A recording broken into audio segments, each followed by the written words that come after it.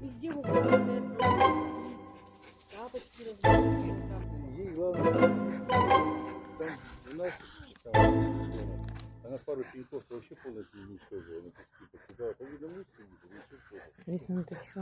Ну, моя копает, она достает, потому что один раз копала 20 минут, я все уже прочитала. Потом смотрю, оп, только хвост появился, она раз, проглотила и взяла. Я даже толком не видела хвост. Я всю морду засунула, ничего себе. А видимо, Руку подносила сразу.